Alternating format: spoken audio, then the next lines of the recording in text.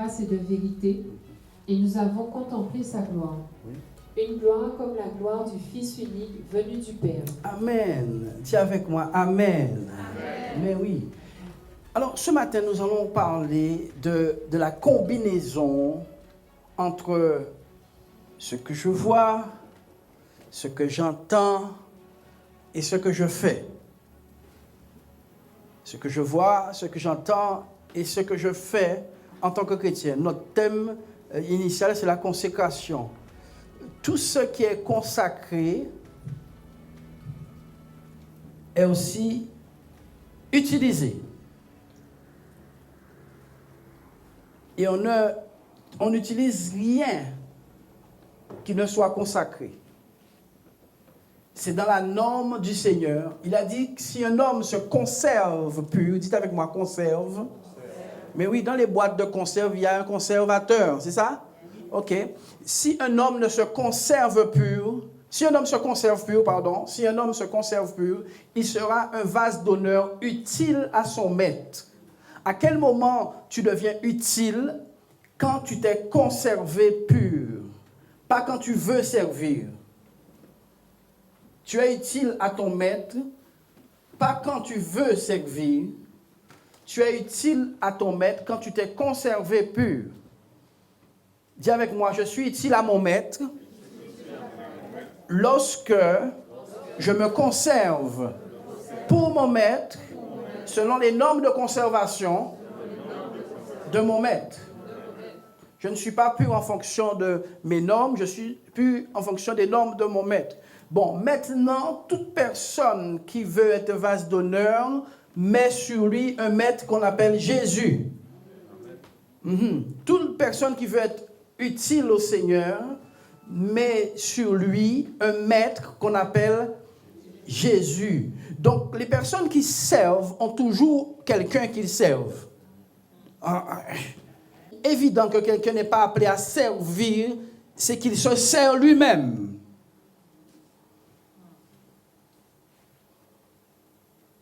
La dame est venue faire le repassage normalement dans la maison. Elle a mangé tous les yaourts dans le frigo. On lui a dit de repasser les linges. Elle a pris les vêtements qui étaient à sa taille. Elle est rentrée chez elle. On lui a dit de laver le linge. Elle a pris la moitié de la boîte de lessive. Elle a mis dans un sachet. Elle est rentrée chez elle avec. Elle se sert, elle ne sert pas. Et elle va être renvoyée dans peu de temps. Donc, quand je suis quelqu'un qui prétend servir, je suis en train de dire indirectement, il y a quelqu'un au-dessus de moi que je sers. Cette personne, c'est Jésus. Bon, maintenant, personne ne peut combler Jésus avec ses moyens de service. Avec ses capacités naturelles. Personne. Pierre, à un moment donné, prend son épée pour défendre Jésus, pour servir Jésus. Il coupe l'oreille. Jésus lui dit, la prochaine fois que tu utilises tes moyens pour faire mon service, tu auras des soucis. Donc, servir le Seigneur, c'est s'aligner avec les outils du Seigneur pour avoir les résultats escomptés et attendus du Seigneur. Ce n'est pas au petit bonheur la chance. Jésus a dit, je bâtirai mon église. Donc, si Jésus veut et dit qu'il va bâtir l'église, nous devons savoir que les matériaux avec lesquels on construit une église ne sont pas des matériaux humains. Pourquoi? Parce que la personne qui est responsable de cette maison n'est pas un humain, donc les matériaux ne peuvent pas être humains, les serviteurs ne peuvent pas être humains, la portée de cette maison ne peut pas être humaine. Elle ne peut pas être humaine. Les outils ne peuvent pas être humains, la manière ne peut pas être humaine. D'ailleurs, l'élément est tellement divin qu'à un moment donné, si elle est faite selon la norme, elle devient quelque chose d'étrange sur la terre. L'Église doit être quelque chose de très étrange sur la terre. Je le dis à nouveau. L'Église doit être une entité étrange. Pourquoi? Parce que c'est l'église de Dieu Tout-Puissant. Jésus a dit, je bâtirai quoi? Mon église. Elle ne peut pas ressembler à la Maison Blanche. Elle ne peut pas ressembler à l'Élysée. Elle ne peut pas, ni en apparence, ni en puissance, ni en rayonnement, ni en vocation. Elle ne peut pas ressembler. Et si elle ressemble, c'est une main d'homme qui l'a faite. Jésus a dit, les armes avec lesquelles nous combattons ne sont pas charnelles, mais elles sont puissantes par la vertu de Dieu pour renverser les raisonnements. Donc vous comprenez que ce ne sont pas des choses naturelles. Quand l'Église est le corps de Christ et les chrétiens se consacrent, ils deviennent des outils mystiques sur la terre. Des instruments inédits. Des instruments comment? Inédits. Leur empreinte ne ressemble à aucune empreinte humaine. La vitesse à laquelle ils exécutent les choses n'a jamais été répertoriée.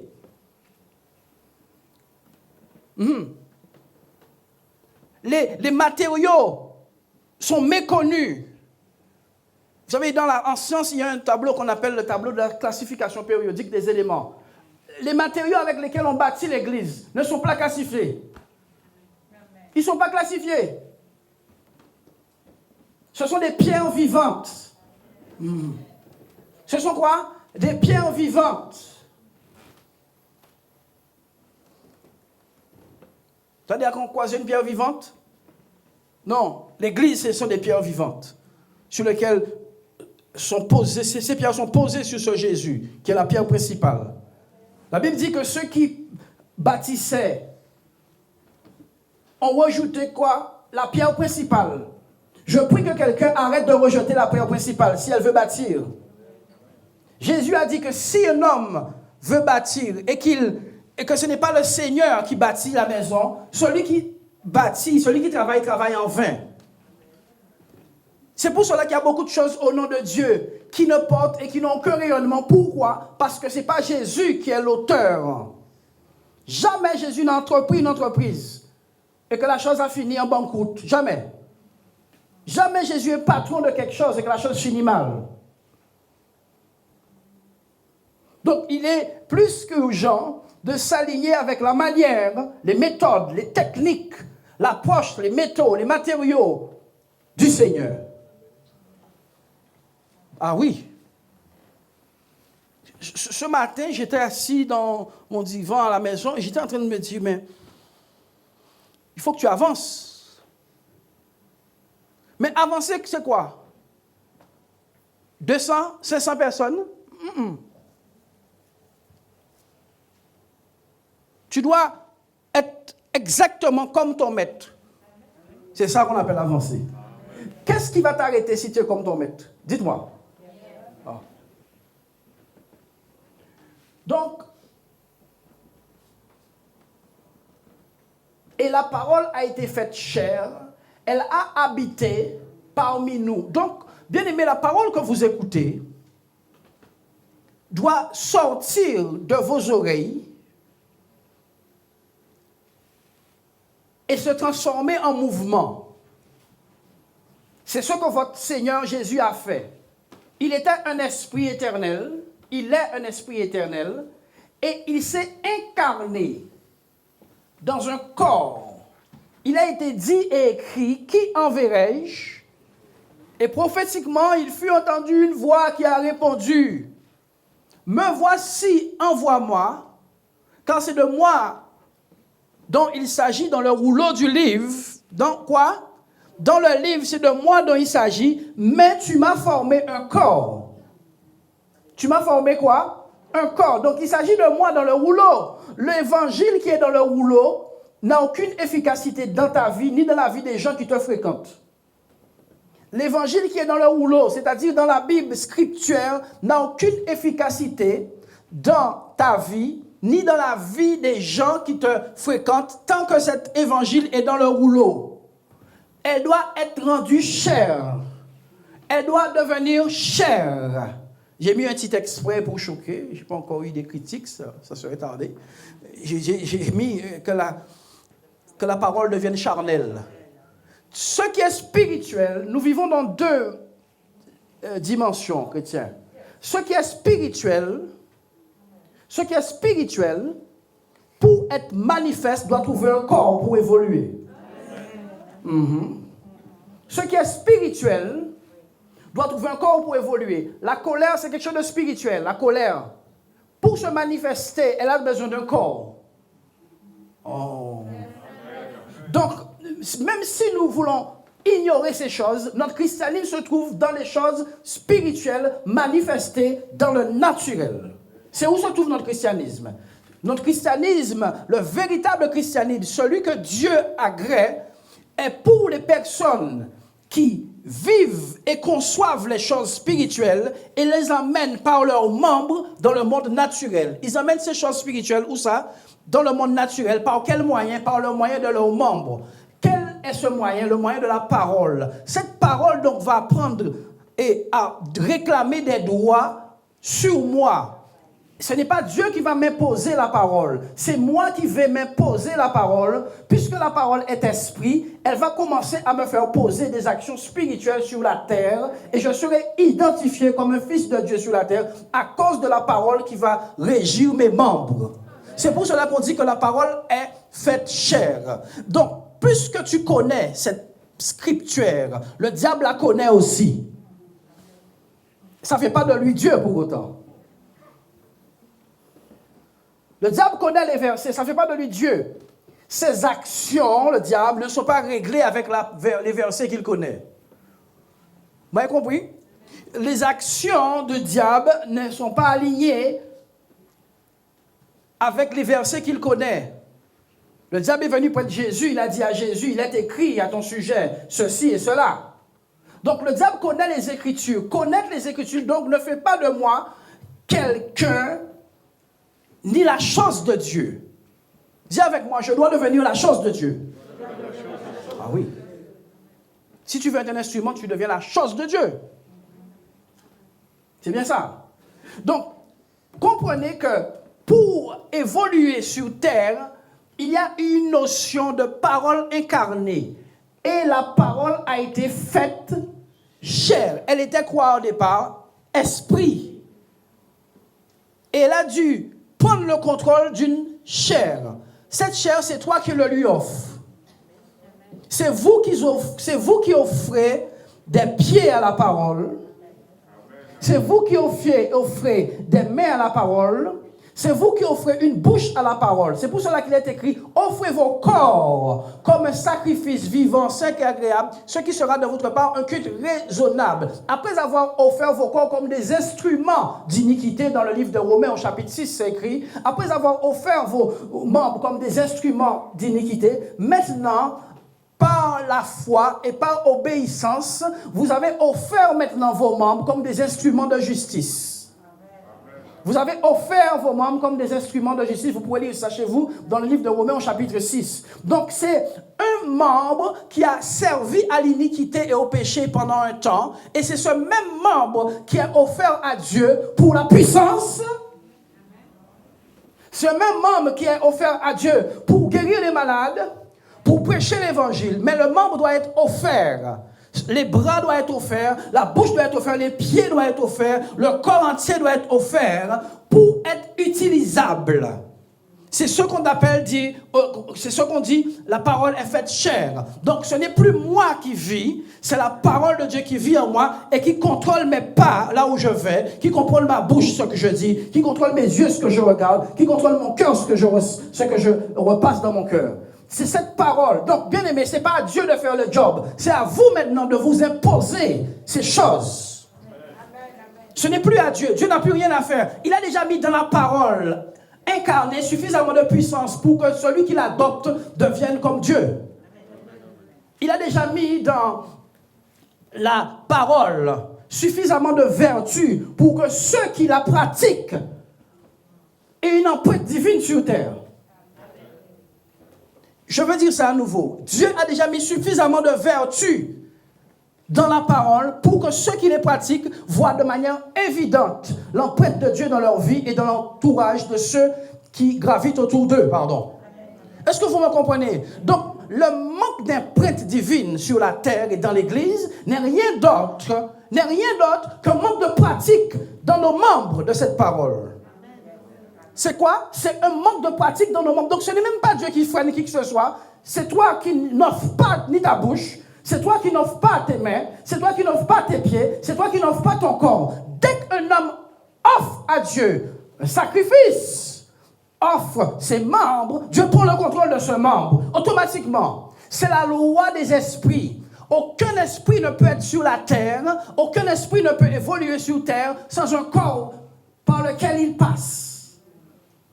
Tu ne peux pas voir la colère dans l'air. Tu vois la colère? Tu ne peux pas voir ça dans l'air comme ça. Il faut un corps. Il faut qu'une personne donne accès à la colère. Concernant le diable, il ne demande pas d'accès. Il entre, il te possède et le monde dans lequel nous sommes est comme il est. Concernant Dieu, Dieu demande l'accès. Il dit, si quelqu'un entend ma voix, la voix de quoi? De ma parole, qui frappe à son cœur, qu'il l'ouvre et moi j'entrerai avec lui, je souperai et lui avec moi. Est-ce que vous comprenez ce que je veux dire? Donc maintenant, ce n'est plus à Dieu de faire quoi que ce soit. C'est moi donner accès à Dieu. Dis avec moi, je donne accès à Dieu ce matin. Je donne accès à Dieu sur la terre. Je donne accès à Dieu sur la terre. Je donne accès à Dieu dans ma famille. Je donne accès à Dieu. Oui. Cette parole, n'est-ce pas, elle est Dieu. La Bible nous dit que ces paroles que vous avez entendues sont rikatakaka, sont esprit et vie. Elles sont quoi? Esprit et vie. Quand je m'impose cette parole, je libère l'esprit et la vie autour de moi. La guérison, le salut, la bénédiction. Je deviens une source de Dieu. Je deviens un moyen de Dieu. Ce n'est plus Dieu qui doit faire quoi que ce soit. C'est moi qui dois offrir à Dieu un chemin par lequel il va passer. C'est moi qui offre à Dieu. C'est moi qui donne accès à Dieu sur terre par le moyen de ma chair. Parce qu'un esprit dans l'air est illégal. C'est illégal qu'un esprit plane comme ça. Il faut donner accès à Dieu sur la terre par le moyen du corps. Vous n'avez pas vu que le diable a tellement compris ça qu'il a possédé les gens, il a lié les gens, il est entré dans les gens. Certaines personnes avaient des légions en eux. Pourquoi? Parce que diable, esprit mauvais, ne peut pas évoluer sur la terre sans un homme qui lui donne accès. Donnez accès à Dieu ce matin au nom de Jésus. Donnez accès à Dieu. Donnez accès à Dieu. Pour venir comme ça devant vous, je dois mettre donner accès à Dieu. Je dois faire quoi? Donner accès à Dieu. Ce n'est plus, voici une erreur criante dans le corps de Christ qui est l'Église, c'est qu'on dit, Seigneur, fais. Dieu a tout accompli. Jésus est mort à la croix. Il a dit, j'ai tout accompli. Je vous ai laissé quoi? Ma parole. Pratiquez-la dans vos membres et vous verrez si j'ouvre pas pour vous les écluses des cieux. Faites avec vos membres ce que la parole dit et vous verrez si Dieu n'est pas avec vous. Dieu est avec moi dans la mesure où moi je suis avec lui.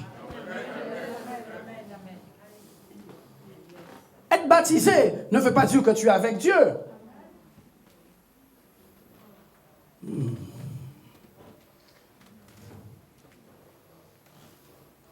Quel accès tu donnes à Dieu? Quel est l'accès chrétien que vous donnez à Dieu? Le diable est entré dans le monde par le moyen de la parole. Il a parlé à la femme. Ceci, cela. Dieu a-t-il réellement dit? La femme a ouvert son cœur à quoi? À ce que le diable a dit. Le diable est entré dans le monde.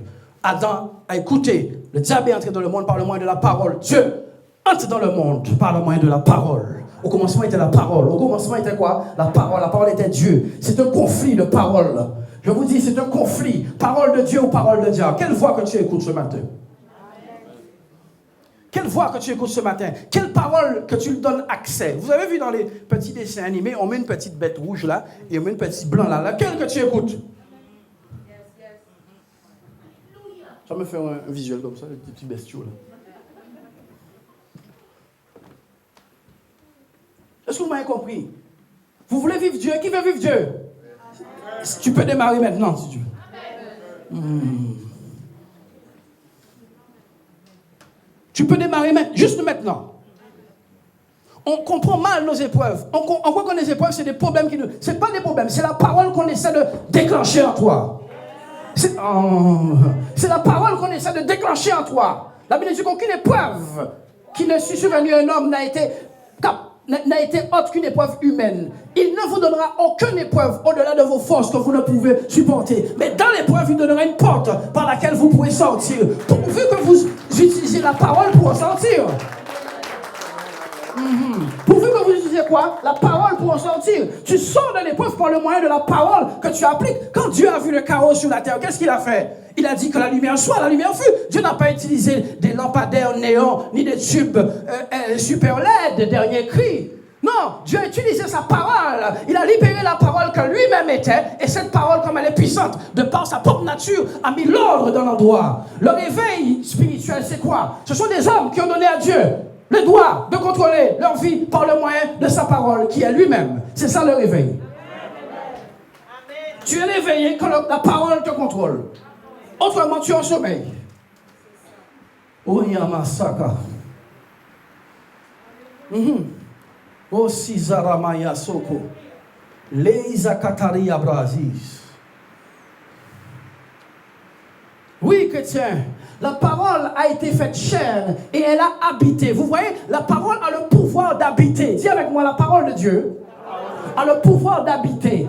Vous qui êtes sur Zoom, la parole a le pouvoir d'habiter. Regardez, elle a habité parmi nous. Donc la parole, c'est un SDF qui cherche une maison. Wow. Elle a habité. La parole cherche une maison. Il y a un livre d'ailleurs qui est sorti il y a quelques années qui s'appelle « La maison préférée de Dieu ». Allez le commander sur Amazon. Merci.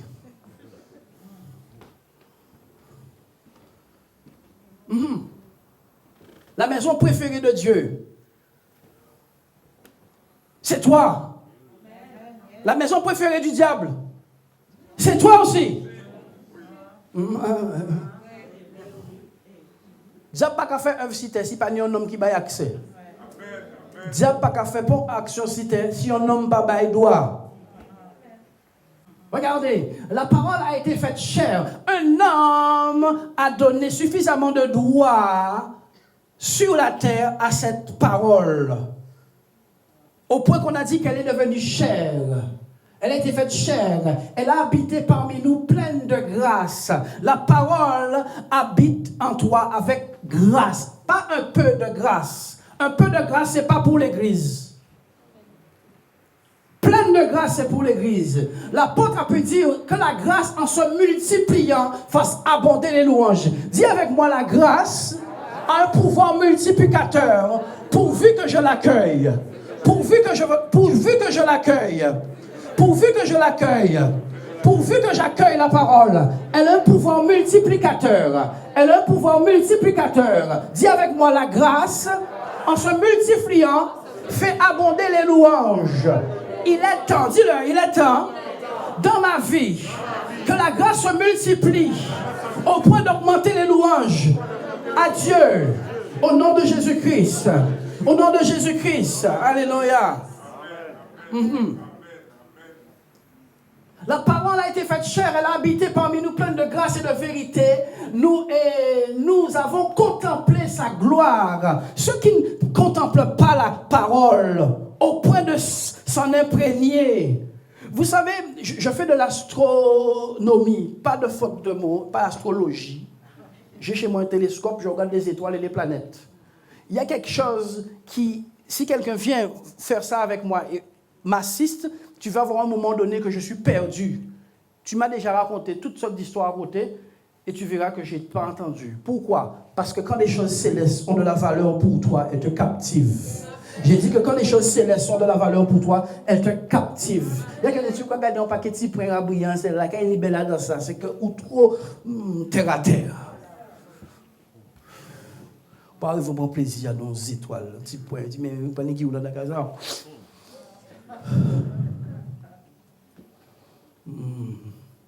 Non. Les choses spirituelles sont subtilement imprégnées dans la parole. Et tant que tu n'as pas regardé cette parole avec contemplation,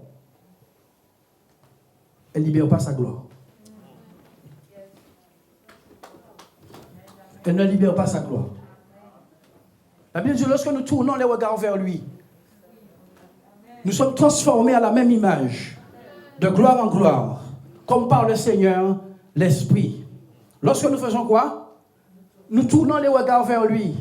Nous sommes transformés à la même image, de gloire en gloire, comme par le Seigneur l'Esprit.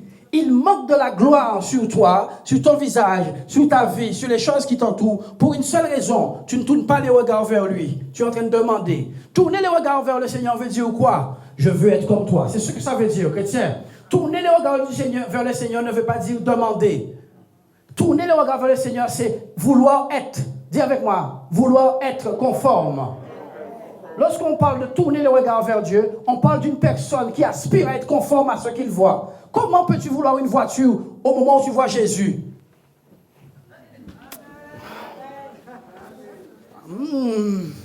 Et quand toutes les choses pâlissent à ta lumière, dis-moi, comment peux-tu vouloir une voiture de sport et pendant que tu vois Jésus? Jésus manque un peu d'éclat. Il faudrait illustrer Jésus un petit peu avec du shampoing.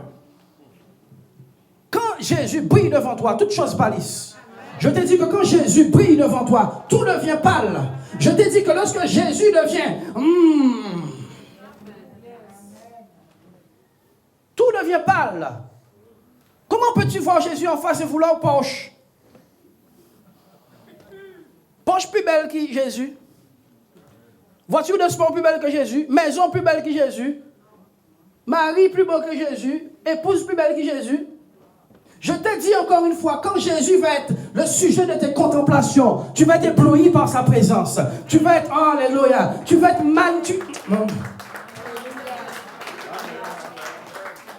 Quand tu vas fixer les regards, tu vas être captivé. Et parce que tu es captivé, toutes choses vont devenir pâles autour. Je prie que quelqu'un soit captivé ce matin au nom de Jésus. Je prie que dès maintenant, au nom de Jésus-Christ, par le Saint-Esprit, quelqu'un soit captivé.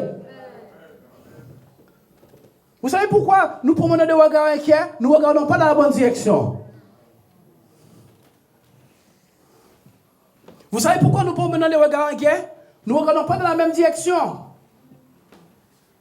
Pierre regardait Jésus, il marche sur l'eau. Il arrête de regarder Jésus, il coule. J'arrête, dis avec moi, j'arrête de regarder dans la mauvaise direction. Jésus est glorieux par sa présence.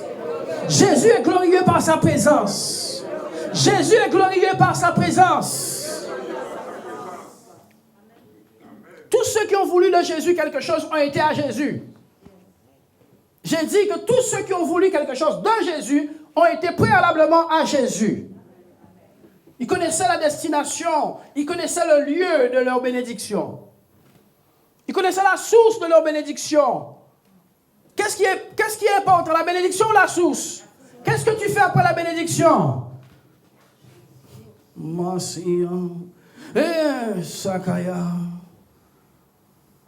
Qu'est-ce qui est important, chrétien?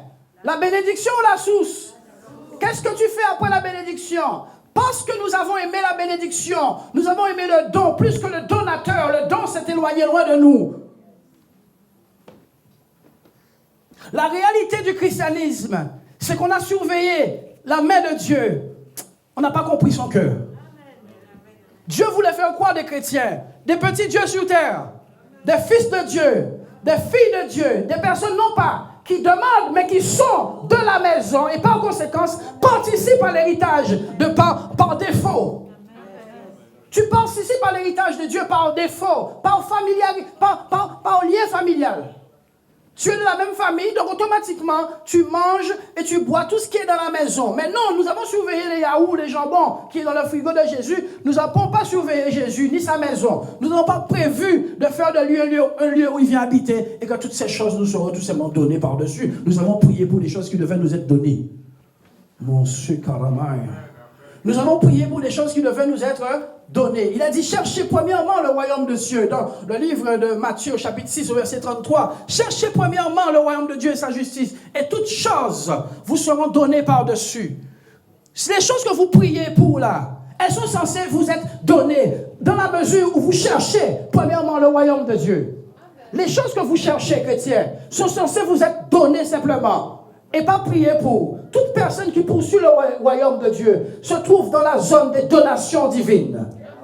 toute personne qui poursuit le Seigneur se trouve dans une zone où on lui donne, où il n'a même pas le temps de prier, mais on lui donne. Depuis quand votre enfant dans votre maison doit prier? Je fais une prière pour que papa me donne à manger. Ah, quelqu'un m'a quitté. Je te dis, depuis quand tu es dans une maison et que Dieu est ton père et que tu as besoin... Depuis quand? Tes enfants, ma soeur, mon frère, ils viennent vers toi, ils font une prière, ils se mettent à genoux, donne-moi à manger, donne-moi. Ma petite fille, elle se lève le matin, j'entends cronc, elle dit, voilà, j'arrivais en chambre là, bibonk. Et pas levé. Tous les matins, c'est pareil, bibonk. Mais bibonk. Est-ce que l'enfant se met à genoux pour prier? Elle prend ça avec autorité. Ah, quelqu'un m'a raté. Elle le prend avec autorité. Elle sait qui. Elle ne va pas demander à Jean-David. Jean-David, c'est son frère. Quelqu'un m'a raté. Vous demandez trop aux gens de vous bénir. Demandez à Dieu, papa.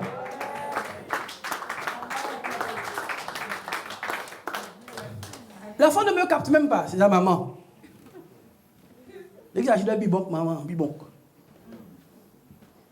Et nous, les enfants de Dieu, nous amusons avec la parole de Dieu. La parole de Dieu, chers frères, est Dieu. Le jour que quelqu'un va comprendre ça, il va changer son avenir. Tu vas changer toute ta vie. Je le répète parce que j'ai l'impression qu'on a envie de prier. Je sens qu'on a envie d'aller prier, frère. À pas prier pour aller prier. Fais la parole devenir chère. Et le royaume de Dieu va t'accompagner partout où tu vas. Fais de cette parole Dieu dans ta vie. Rends-la Dieu. Rends-la physique. Rends-la...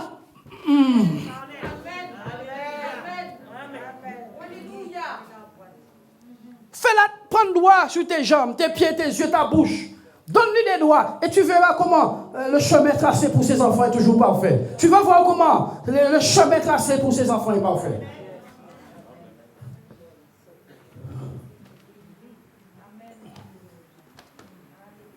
Commencement était la parole était Dieu. Tant que quelqu'un n'a pas avalé ça, moi je le répète ici. Tu veux qu'on aille prier, on ne va pas prier. Tu pratiques la parole. Tu la pratiques. Parce que la pratiquer, c'est prier. Pratiquer la parole, c'est prier. Pratiquer la parole, c'est prier. Pratique-la 1000 fois, prie une fois, ça suffit largement.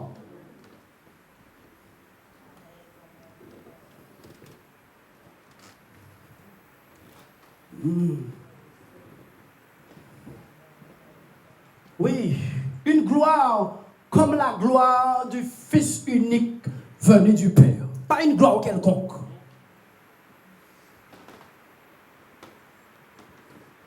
Faites bouger les choses dans vos vies, autour de vos vies. Pratiquez la parole. Pratiquez-la. Jésus a même dit, pourquoi me dites-vous Seigneur, Seigneur? Et ce que je vous dis, vous ne le faites pas. Le Seigneur, Seigneur est égal à prier. Demandez, Seigneur, Seigneur, et Seigneur, oh Seigneur, oh Seigneur, oh. Ok. Mais ce que je vous dis, vous ne le faites pas. Il y a plus de pouvoir dans vos actes, influencés par ma parole, que vos prières, influencées par vos craintes. Je vous ai dit qu'il y a plus de puissance et d'avantage dans ma parole influençant vos membres que vos prières influencées par vos peurs du lendemain. Posez donc des actes sur la parole. Confessez des paroles inspirées par la parole.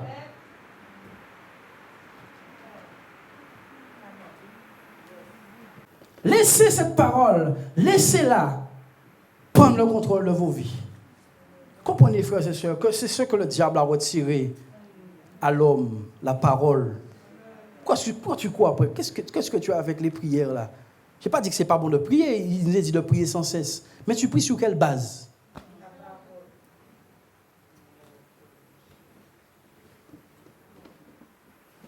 Oui. Tournez avec moi rapidement dans le livre de Jacques au chapitre 2, verset 14.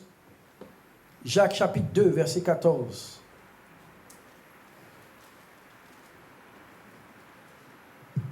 Mais si vous faites exception de personne, vous commettez un péché. Jacques chapitre 2, verset 14.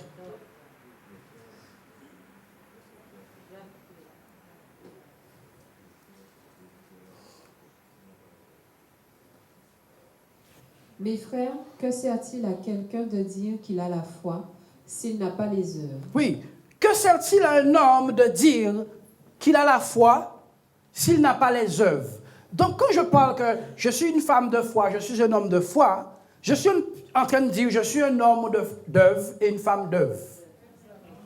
Maintenant, nous allons identifier de quelle œuvre dont il s'agit. La foi sans les œuvres est méprisable, méprisée, inexistante aux yeux de Dieu. On y va? La foi peut-elle le sauver? Si un frère ou une sœur sont nus et manquent de la nourriture de chaque jour, et que l'un d'entre vous leur dise « Allez en paix, chauffez-vous et vous rassasiez », oui. et que vous ne leur donniez pas ce qui est nécessaire au corps, à quoi cela sert-il? Regardez ce que je vais faire. Si un homme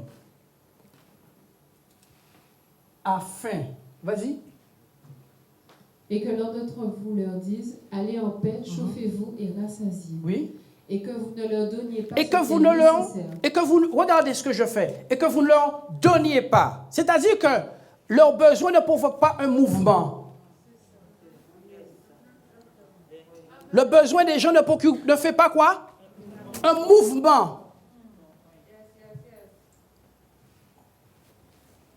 Que vous ne leur donniez pas ce qui est nécessaire. Que vous ne leur donniez pas ce qui est nécessaire à quoi? À leur corps. Regardez, allez-y. Que vous ne leur donniez pas ce qui est nécessaire au corps, à quoi cela sert-il? À quoi cela sert-il? Vas-y.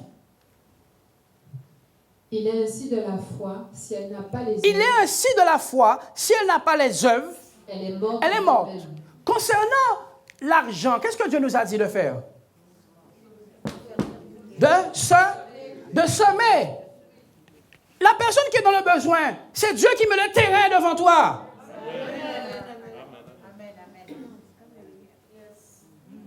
Tu es en train de semer à gauche, à droite, dans l'église, dans ceci, dans cela, dans le prophète. OK. Mais c'est le besoin de ton prochain qui est le premier terrain. C'est le besoin de ton prochain. Si tu ignores ces choses, toutes les offrandes que tu mets dans les églises ne servent à rien. Donnez gloire à Dieu.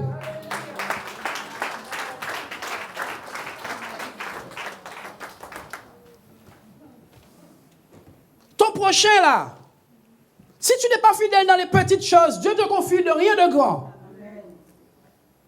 Si tu n'es pas fidèle dans quoi? Dans les petites choses, Dieu ne te confie rien de grand. Nous avons une foi trop grande, elle n'est pas assez petite.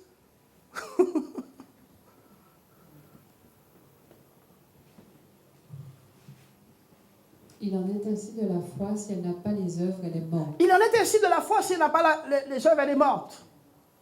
Mais quelqu'un dira, toi tu as la foi et moi j'ai les œuvres. Oui. Montre-moi ta foi sans les œuvres et moi je te montrerai la foi par mes œuvres. Moi je te montrerai ma foi par mes œuvres. Donc, lorsque nous allons parler de parole incarnée, quand nous allons parler de je veux incarner la parole, je veux être impliqué dans une histoire de foi et dans une histoire d'œuvre confirmant ma foi. Dans une histoire d'œuvre confirmant ma foi. On y va? Tu crois qu'il y a un seul Dieu, tu fais bien. Tu crois qu'il y a un seul Dieu, tu fais bien. Les démons croient aussi et ils tremblent. Donc ce n'est pas une question de croire sans œuvre. Parce que les démons croient aussi. Je crois en mon Dieu, mais les démons croient en mon Dieu aussi. Regardez. Donc ce n'est pas une question je crois en Dieu. Je crois en Dieu. OK. Ce n'est pas de cela qu'il s'agit. Cette croyance a-t-elle suffisamment de droit dans ma vie pour me pousser à poser des actes sans spécialement que j'ai sur le dos un pasteur qui m'a dit de le faire? Je dis que cette croyance a-t-elle suffisamment de droit et de place dans ta vie pour te pousser à poser des actes sans que pour cela que tu aies un pasteur sur toi. S'il te faut un pasteur pour te dire de pratiquer la parole, tu n'as pas encore cru. La personne qui t'a fait passer le permis, est-ce qu'elle est dans la voiture tous les jours avec toi? Pourtant, tu fais ce qu'elle t'a dit. Il y a quelque chose que tu crains. Vous qui voulez voir Dieu présent dans vos vies, les occasions vous sont données toutes les secondes.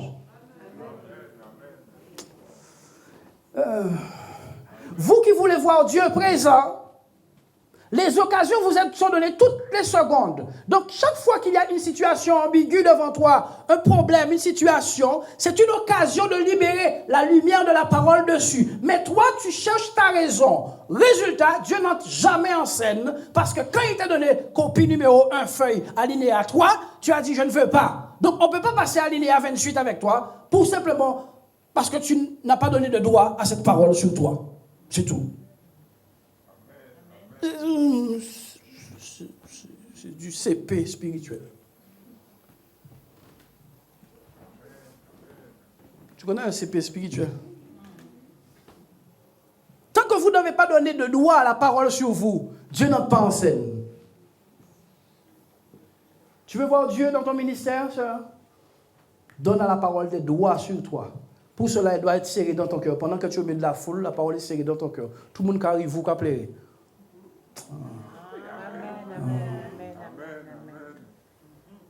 Tout le monde qui appelez, vous qui arrive. Parce que l'esprit du oui.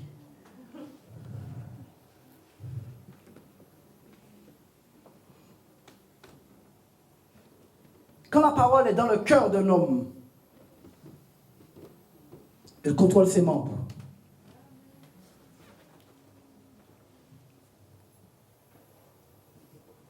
Et c'est ce qui fait de toi un instrument.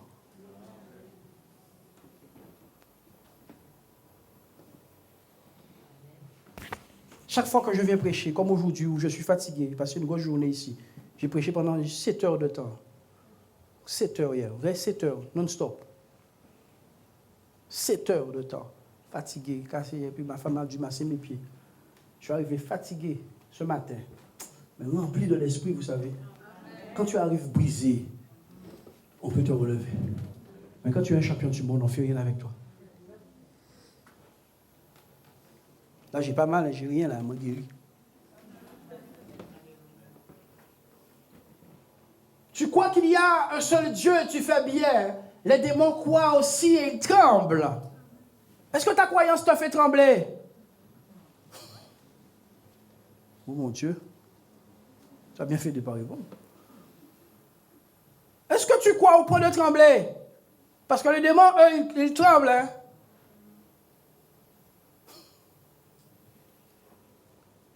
Les démons voient Dieu tellement clairement qu'ils tremblent.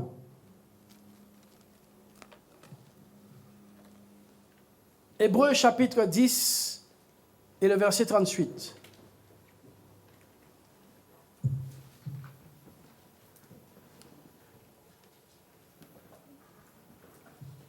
Et mon juste vivra par la foi. Qui est juste ici? Ok, il y a la sœur française, ça va, ça me suffit largement.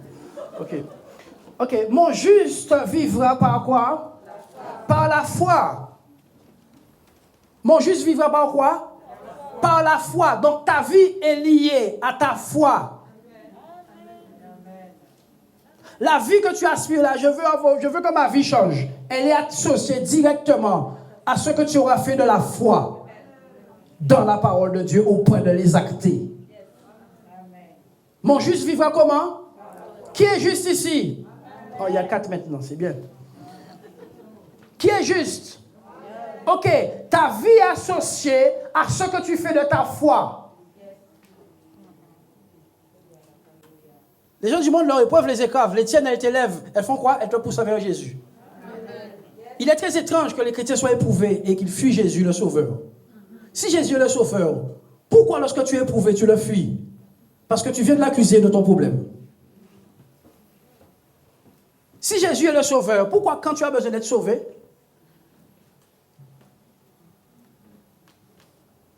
si Jésus est le Sauveur, pourquoi lorsque tu as un besoin d'être sauvé dans quelque domaine, que tu fuis Jésus, on ne te voit plus, c'est que Jésus est devenu le problème. Il est devenu la cause principale de ton problème, au point que tu lui donnes ton dos. Tu as cru en vain. Toute personne dans le passé, dans la Bible, qui a eu des problèmes, qu'est-ce qu'ils ont fait? Ils ont couru à Jésus. Toi, tu fuis. Quel monde à l'envers? Les gens que tu lis leur histoire là, les gens qui ont eu des gros problèmes là, mer rouge, problème de perte de sang et tout ça, qu'est-ce qu'ils ont fait avec leurs problèmes? Ils ont été à Jésus. Non, ils n'ont pas crié, ils ont été à Jésus. Et Jésus les a guéris.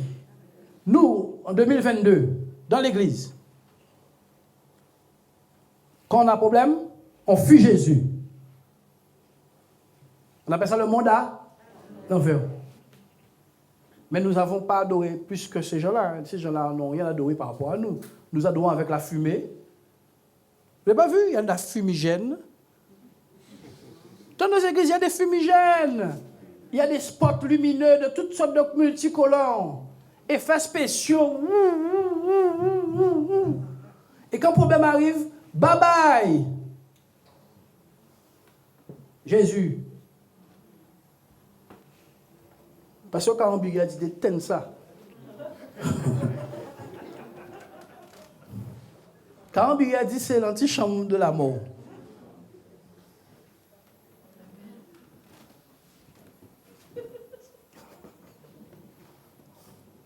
Ils ont regardé YouTube, ils n'ont pas regardé les messages en moi, ils ont regardé.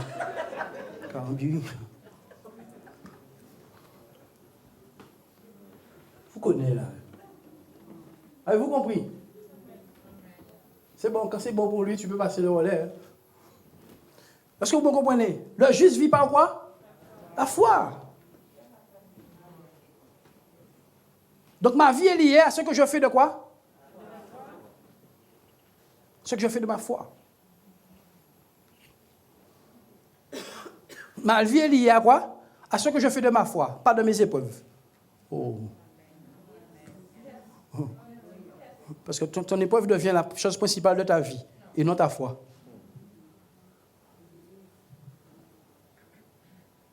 Hier, pendant le cours, j'ai expliqué que les épreuves, là, si elles ne t'envoient pas à Jésus, si tu n'as pas compris.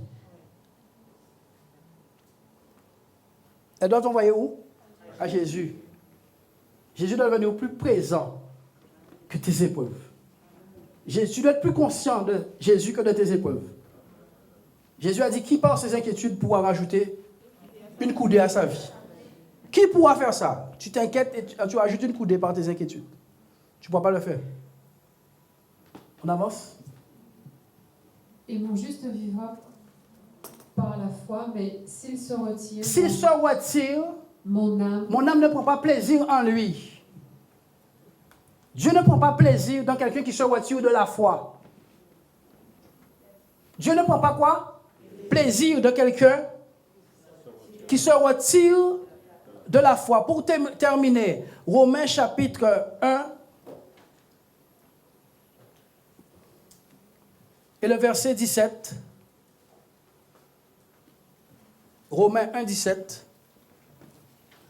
Parce qu'en lui est révélée la justice de Dieu par la foi et pour la foi, selon qu'il est écrit, le juste vivra par la foi. Car en lui est révélée la justice de Dieu par la foi. Dieu se révèle aux gens par le moyen de la foi qu'ils mettent dans sa parole. Tu n'as pas de révélation de Dieu tant que tu ne mets pas ta confiance, puisque la foi n'est rien d'autre que la confiance que nous mettons dans la parole de Dieu. Alors nous pourrons dire, j'ai confiance en Dieu, mais Dieu n'est pas visible, c'est sa parole qui est visible. Donc je mets ma confiance dans la parole et Dieu se révèle à moi par le moyen de la pratique de la foi. Dieu va se révéler à ceux qui mettent confiance dans une Bible. Dieu se révèle à eux.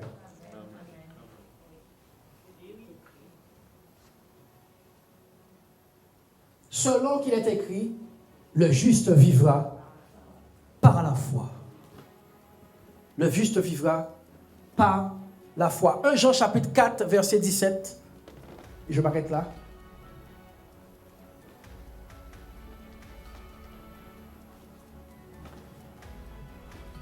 Tel il est, tel nous sommes aussi dans ce monde. Ok, tel il est, tel nous sommes aussi dans ce monde.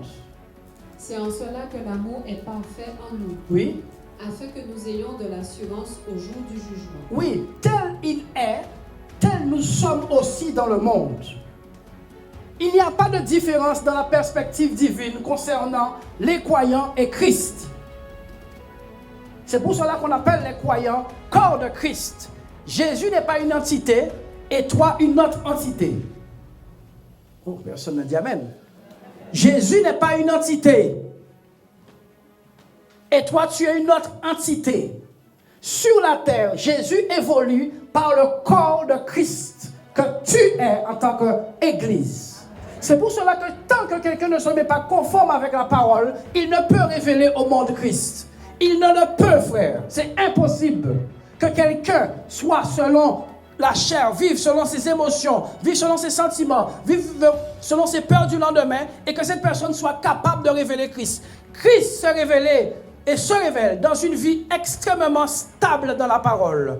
La stabilité dans la parole, l'assise dans la parole, la conformité dans la parole révèle au monde un Dieu jamais vu au travers du corps de Christ qu'est l'Église.